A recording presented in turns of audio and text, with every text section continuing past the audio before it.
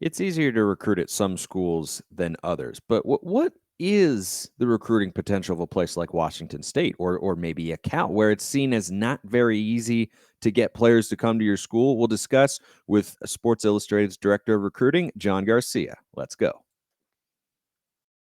Locked On Pac-12, your daily podcast on the Pac-12 Conference.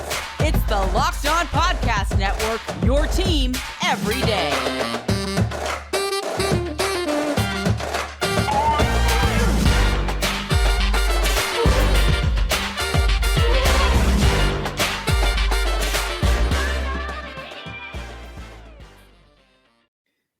Welcome, everybody, to another episode of Locked On Pac-12 Podcasts. I'm your host, Spencer McLaughlin, D1 play-by-play broadcaster. Thanks for making this your first listen or your first view if you're watching on YouTube every day, part of the Locked On Podcast Network, your number one source to stay up to date with the Conference of Champions. And anytime we want to stay up to date with all things Pac-12 recruiting, we bring on my guest today, John Garcia Jr., the director of recruiting for Sports Illustrated. Welcome back on the pod, my friend.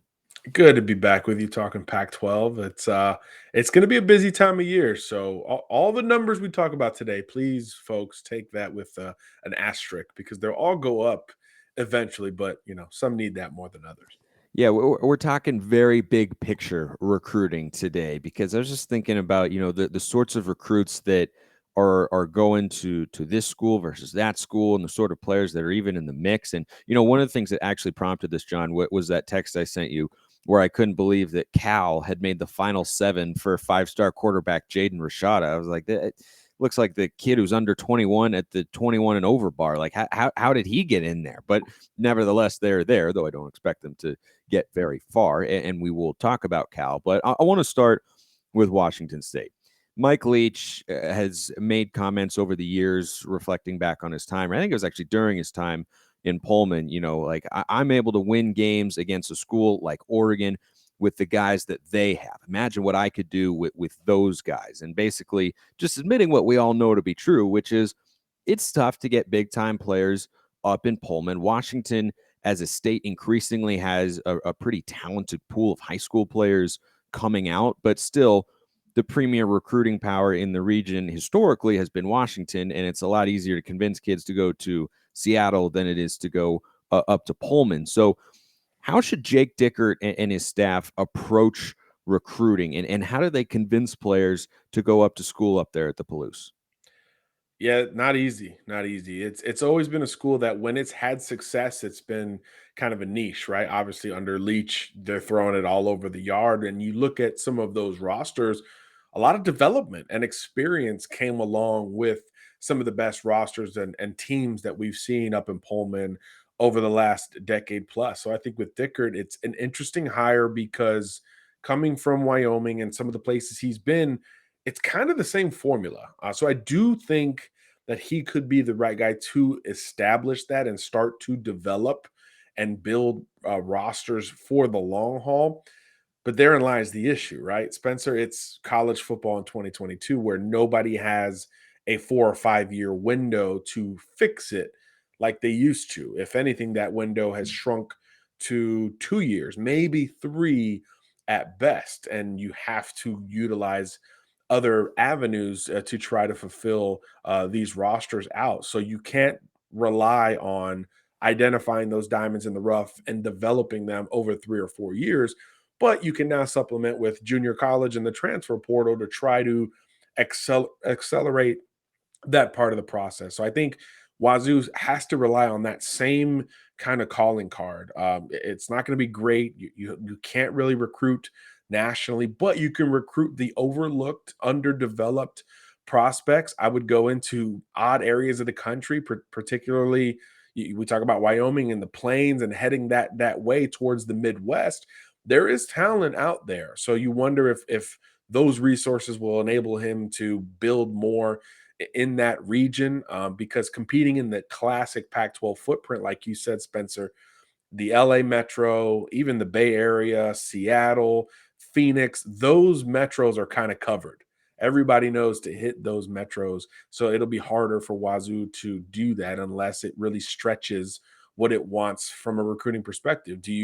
Are you the first Pac-12 offer for a kid in the Pac-12 footprint? Maybe those things can help you stay in the game more, but it's about getting kids to campus and visiting, and that's just not something that Wazoo can hang with relative to some of the other schools, even in the Pac-12, much less when you get outside of that footprint. So I do think development and taking more chances are going to be the angles to try to build out this Washington State roster. I do think it's a good time for Wazoo to try to influx more talent into that roster because Washington is down.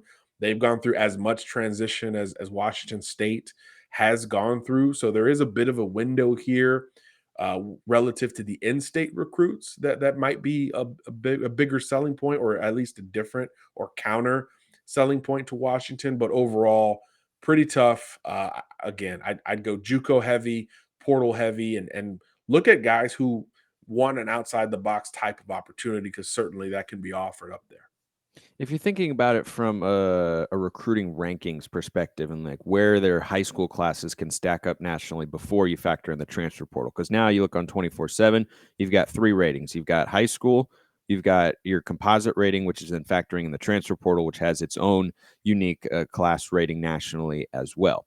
Just looking at it from a high school perspective, if someone were to go in there and recruit at what Washington State would consider to be a very high level compared to what the expectations are, what do you think that ceiling, like the absolute highest point on the ceiling is? Do you think it's top 20, top 30? Like where could they go if they had a staff that was recruiting really, really well? Yeah, I think if you hit lightning in a bottle with a certain recruit and maybe those around him, I could liken it to maybe what Arizona did at the end of the 2022 cycle, where you get Noah Fafita and he's got some big time teammates at a big time school in Servite in California, and now all of a sudden there's momentum offensively that kind of just buys into what you want anyway. So I think in that light, maybe top 25 is the absolute ceiling for a Washington State, but the reality of those dominoes aligning, those stars aligning, what have you, is pretty rare. Even for Arizona to get that, Oregon had to go through their coaching change. So Ted Tyrell McMillan would be back on the market. So even then, it's still hard to galvanize a position group. But historically, Washington State offensively has been able to put up numbers. So I do think there's still a selling point for quarterbacks, for offensive tackles, and wide receivers in that type of system. So I do think it would have to start there, Spencer. Maybe with a more marquee quarterback who's for some reason not at the highest level. Maybe he's ultra productive, but he's smaller, or he's a dual threat. They don't know about his arm talent. And Washington State can say, hey, we'll develop that and latch on to a popular recruit. That stuff could galvanize a commitment class, but it's still hard. It's still hard to do, and even hard to identify, because then all of a sudden you're putting a lot more eggs into a more limited basket, which could also backfire, right? Because other schools can recognize that and come in and theoretically, compete and or win some of those battles. So it's not easy, but I do think if everything aligns, you could challenge for a top 25 spot maybe once every few years, and that's just the reality of a program like Washington State, but it's got to translate on the field. You've got to come off of one of these Gardner Minshew type of years where people are paying attention to what's going on up there. But even then, it was hard to capitalize off of. Yeah, they've had some gunslingers over the years. Luke Falk, Gardner Minshew. I mean, they've had some quarterbacks who are not the flashiest, who are not the biggest prospects or biggest recruits. But then you look up and you're like, well, gee whiz, he had another 300-yard, 4-touchdown game. That seems pretty darn good. The school right now with the most commits in the class of 2023 at this point in time is certainly not the one you would expect. We'll tell you who after I remind you that we've been asking, and Built delivered. Built granola bars are here. They come in 3 unbelievable flavors: chocolate peanut butter, chocolate coconut, and white chocolate berry. Want to try all 3? You can get a mix box right now at Built.com. 150 calories, 15 grams of protein, only 4 grams of sugar. Built granola bars will charge your world. Built has cracked the code to better granola. Go to Built.com to get Built granola bars now. Use promo code LOCK15. Get 15% off your order. That is promo code LOCK15 for 15% off at Built.com.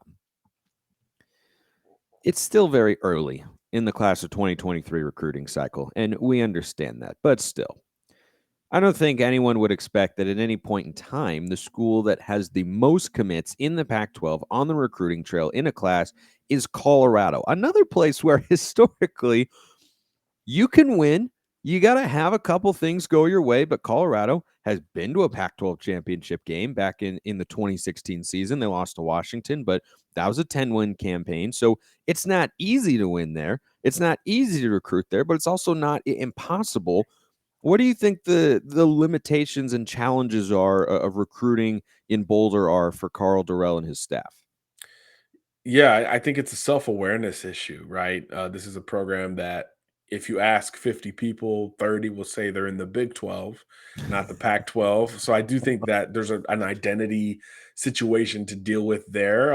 But that should help you, right? That should help you go into Texas where there's already verbal commits committed to CU at this point.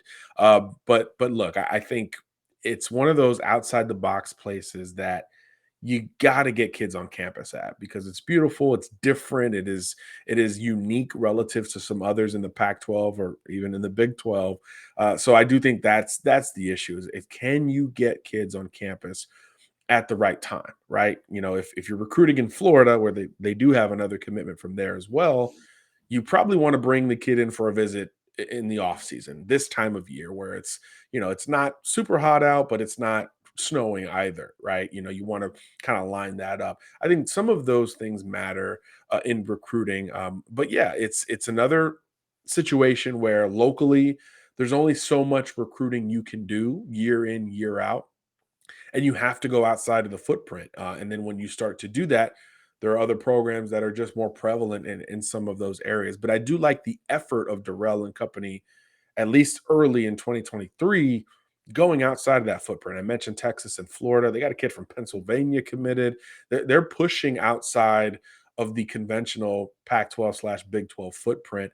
And I think that's a good thing for Colorado because it is offering something different to maybe kids that are not aware of that type of opportunity or that even that part of the country.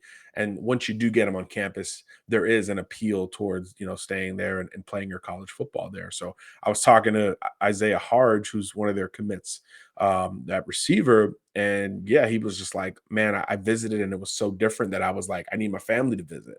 So he ended up doing the whole thing in relatively short order because it was so different than South Florida where he's grown up.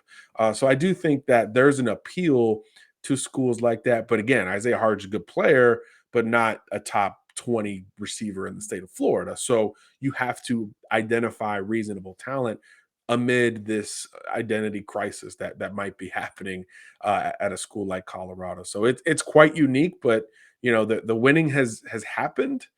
So educating recruits on that is a big deal, and then obviously getting them on campus is the next step. And I think that combination is why they do have the biggest class in the Pac-12 right now.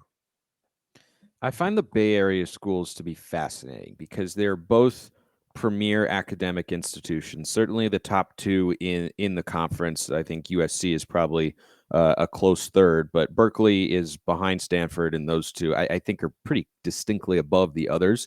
And that's a selling point that I feel like Stanford has made on the recruiting trail much more so than Cal has. When you think about a football player who is also going to heavily consider his academic potential at a school, you're going to go basically to either Stanford or Notre Dame.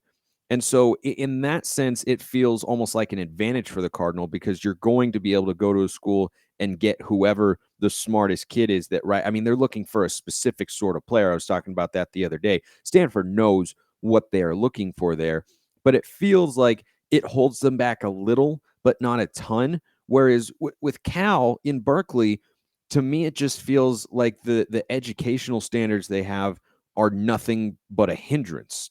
Am I nuts for feeling that way? No, not at all. And I think that's a great point because they both sell something similar. They're located, they're basically near each other in the Bay Area. But Stanford does it nationally. Cal does it regionally. And both have had on-field success at times and shown you can win with that. but I think Stanford gets away with more because they're able to do it all over the place, right? I mean, just looking at the running back position, Stanford as their lead back this year I think is going to be EJ Smith, Emmett's son. He's from Texas. Christian McCaffrey's from Colorado. They signed a kid from Canada 2 cycles ago. You You can do can that? do it from a national sense. Even like Davis Mills, who's now a starter in the NFL from Atlanta. You can go national at Stanford as more so than a lot of programs in the Pac-12, and that academic value is certainly known and understood. Like the moment Stanford gets interested in a kid outside of that footprint, with Cal, with Justin Wilcox, it is more localized, it is more regional for the Bears, but that should still be okay. Even if you just stay in the Pac-12 footprint, there's enough talent to build out a strong college football roster. But then I think the academics hurt when you start to compete with USC, UCLA, Oregon, Washington, some of the other schools that we think offer something similarly on the field. Now, all of a sudden, off the field, you are hurt because it takes longer to get admitted. You're still waiting on the test scores to come in. And that creates a hesitation from the coaching staff as to where at the other schools, they're all in quicker and sooner and more consistently. So there is a push and a pull with the academic side there. And it's something that we see a lot of programs struggling with, not named Notre Dame mainly. And I think Stanford is probably, in terms of those schools, the number 2 recruiting school nationally. But again, those two can recruit at a national level. Cal, Vanderbilt, Duke, those schools can't. They have to recruit regionally, and it does hurt them when the academics come into play relative to the other schools that they're competing against. My mom would be remiss if I didn't point out that Washington also has some decent academic standards. She I was going to lobbied. say UCLA folks are going to be in your mentions too. Yeah, they might be up there too. Like there are several, but I think Cal and Stanford are clearly above the rest. By the way, are Canadian college football players a thing? I've seen Canadian college basketball players, but Canadian college football recruit is that I don't know that I've seen that before.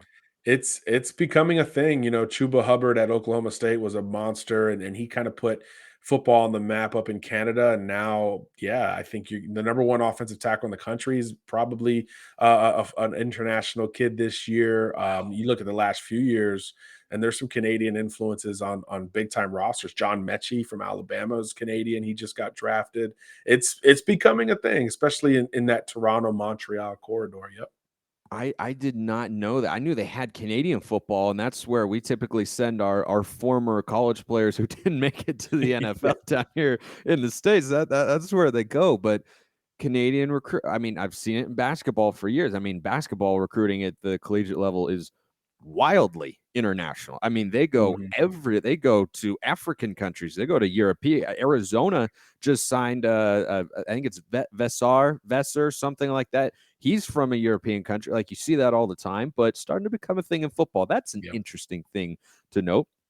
One other school that I feel like it's tough to recruit at in the Pac-12, and I put these 4 together because I think they're probably the 4 hardest places to recruit in the conference. Doesn't mean they finish as the bottom 4 each year, but I think when you look at the institutional investment from their school and where they're located in the program history, I think it's just the toughest. And you see the recruiting class rankings pretty much bearing that out in recent years, say for Arizona State, who we're going to get to here to wrap up today's show.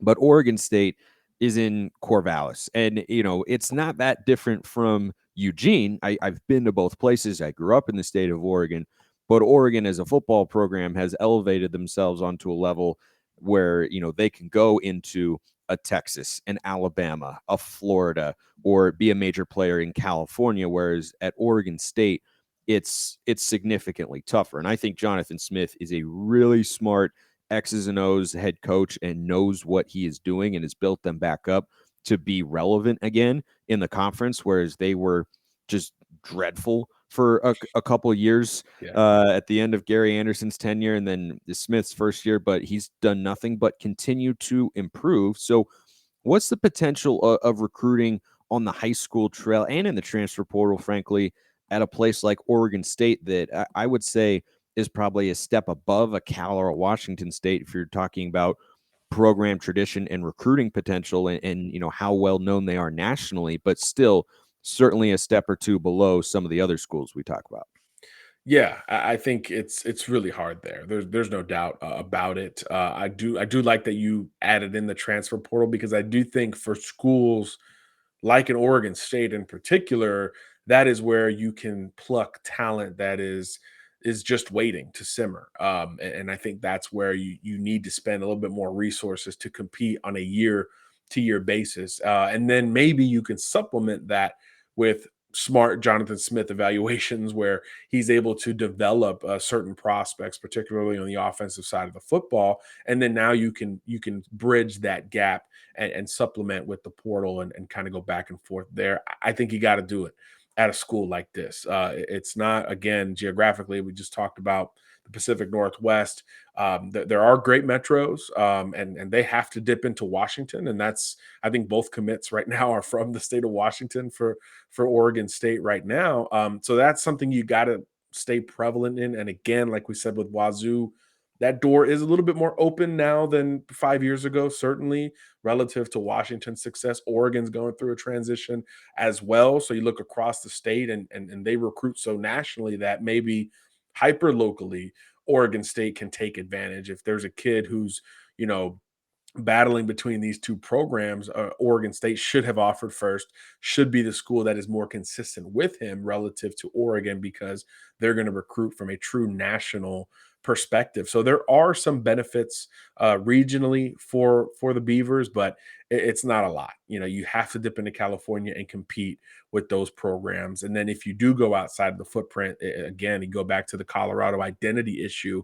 You know, folks are going to confuse you with Oklahoma State because of the same colors and the same OSU and associate you with offensive football like you do with the Pokes, even though it's a bit unfair there. So you got to get that identification situation cleared, then get them on campus outside of the footprint. Two hurdles that are easier said than done for a program like that. So I do think you got to go hyper local, sub regional, and then really supplement with the transfer portal where you say, hey, you were at school X and you were good. Here you can come be great. You'll be more experienced and you develop into this kind of system where we can play a prospect of your caliber. And I think that's where you start to think of even junior college recruiting a little bit more for a school like that. You know, hit those Kansas JUCOs, the California JUCOs really hard and see if you can get more mature prospects into your roster from a physical standpoint relative to focusing on high school recruiting like most of your Pac-12